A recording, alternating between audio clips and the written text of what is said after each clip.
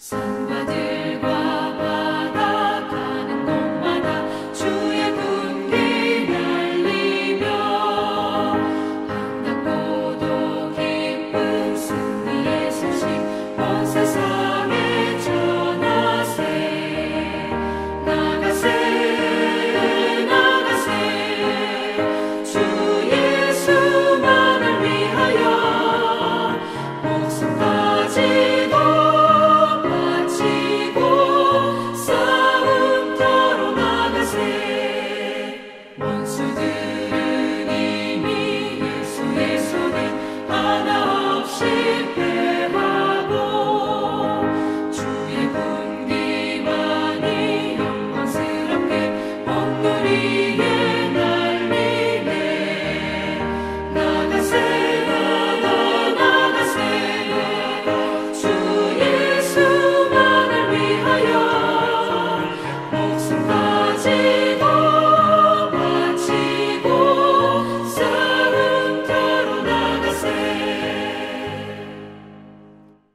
오늘 우리에게 주신 하나님의 말씀은 사사기 1장 1절부터 10절의 말씀입니다. 구약성경 360쪽입니다. 사사기 1장 1절부터 10절의 말씀을 드라마 바이블로 낭독합니다. 사사기 제1장.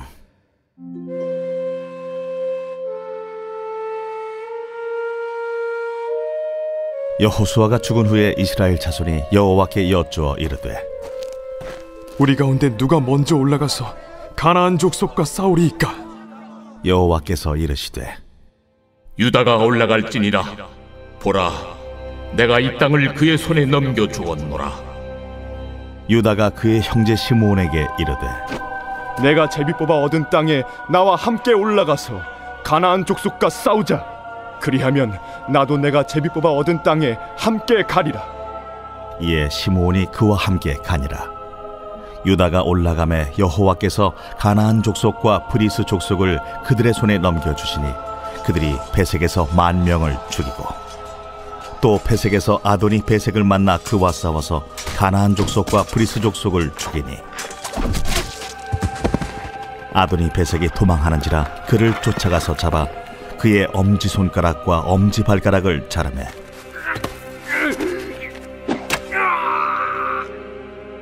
아도니 베색이 이르되, 옛적의 70명의 왕들이 그들의 엄지손가락과 엄지발가락이 잘리고 내 상 아래에서 먹을 것을 줍더니 하나님이 내가 행한 대로 내게 갚으심이로다.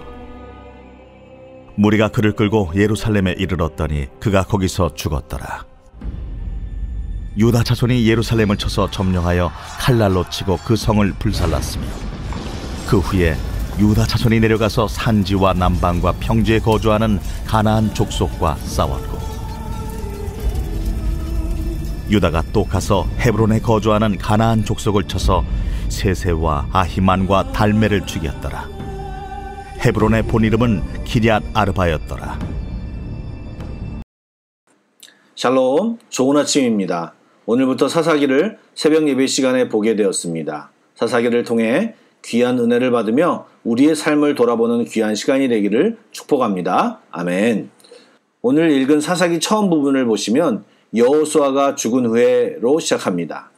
앞으로 사사기를 설명하면서 여러 번 말씀드릴 것 같은데, 사사기는 승리와 정복이 계속되던 여호수아서와는 달리 패배와 핍박, 압제, 이러한 상황이 반복되는 내용입니다. 그 이유를 살펴보면 여호수아가 있었던 때와는 달리 순종이 없어지고 사사기 마지막 표현대로 각기 자기의 소견에 옳은 대로 살았기에 전혀 다른 상황이 시작된 것입니다. 사실 경건하고 유능한 지도자가 있다는 것은 공동체에 얼마나 큰 복인지 모릅니다. 출애굽 이후 이스라엘의 지도자였던 모세와 여호수아는 유능할 뿐만 아니라 하나님과 함께한 지도자였기에 이스라엘에겐 그들 존재 자체가 축복이었습니다. 그런데 이제 모세와 여호수아가 떠나갔습니다. 리더십에 부재가 생긴 것입니다. 더욱이 이스라엘에게는 아직 완수해야 할 임무가 남아 있습니다. 여호수아와 함께 가나안 땅의 큰 민족들과 성들을 쳐부셨지만 골짜기들과 산 위에 남아있는 가나안 족속들을 몰아내야 할 임무들이 남아있었습니다. 여러분, 지도자가 부재인 상황에서 새 시대와 새로운 땅에 적응해야 할 이스라엘이 오늘 본문 속에서 어떠한 선택을 했는지 자세히 살펴보겠습니다.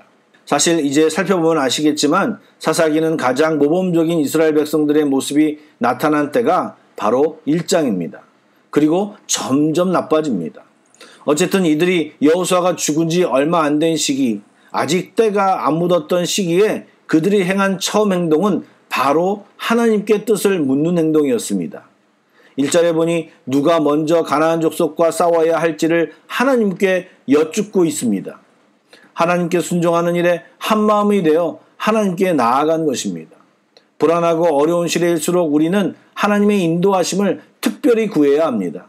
코로나를 바라보며 걱정만 할 것이 아니라 언제 끝날까를 예측만 할 것이 아니라 하나님께 구하고 매달려야 합니다.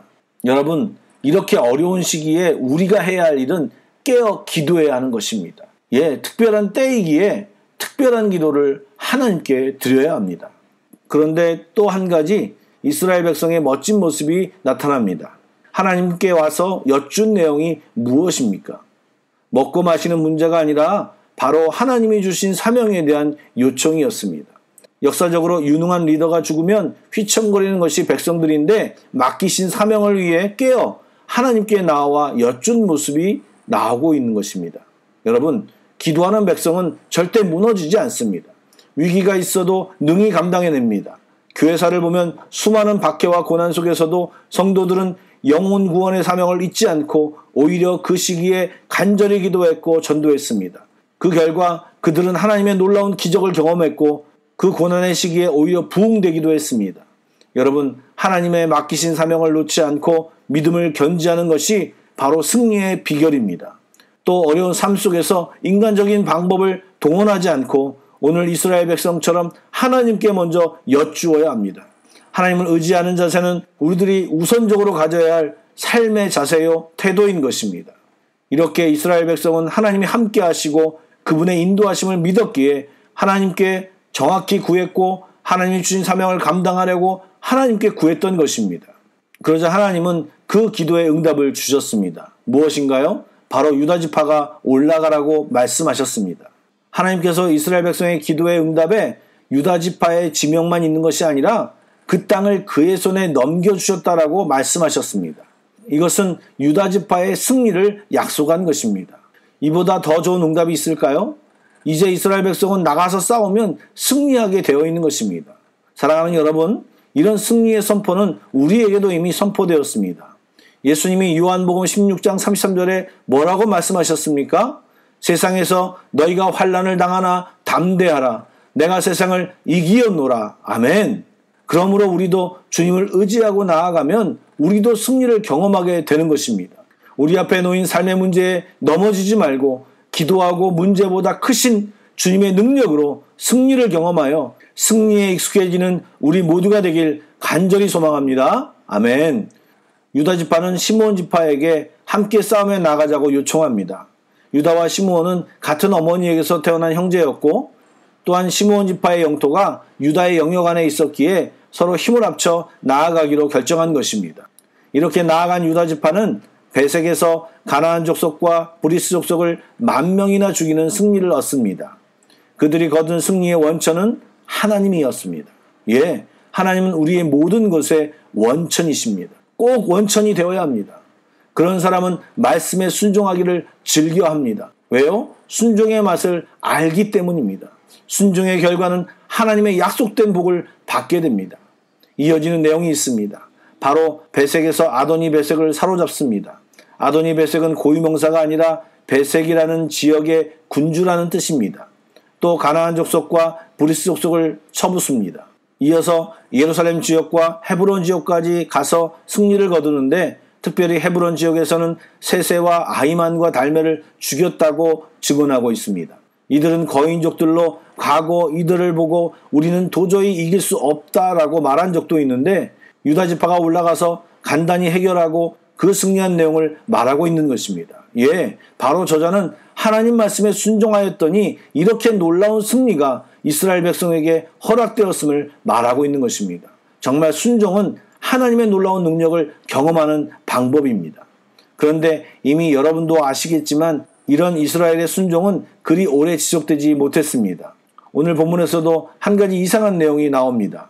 아도니 베색을 잡는 과정에서 그를 잡아 그의 엄지손가락과 엄지발가락을 잘랐다고 합니다. 이것은 7절에 아도니 베색이 이야기한 것처럼 아도니 베색이 과거에 자신이 점령한 왕들에게 행한 행동이었습니다. 한마디로 이것은 가나안 족속들의 전쟁 행동 양식인 것입니다. 이 말은 이미 이스라엘 백성이 가나안 족속의 풍습에 집중하고 있었고 그들의 풍습과 삶의 방식에 동화되어 가고 있음을 소개하고 있는 내용입니다. 하나님의 뜻은 적의 진멸입니다. 여러분, 왜 이렇게 잔인한 명령을 하나님께서 이스라엘 백성에게 내리셨을까요?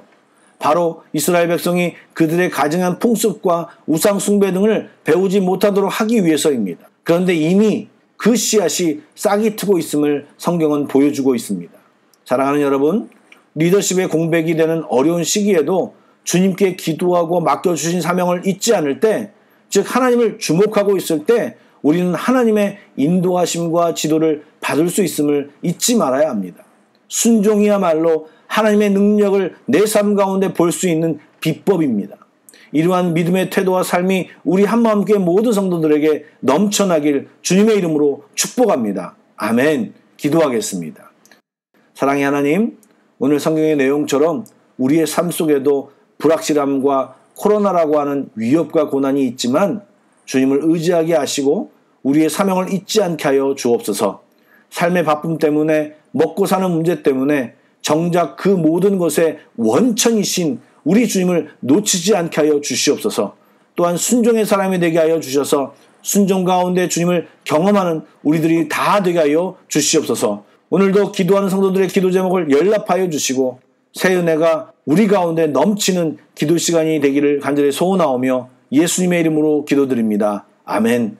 찬양 한 곡을 묵상하신 뒤에 계속 합심 기도와 개인 기도로 나아가겠습니다.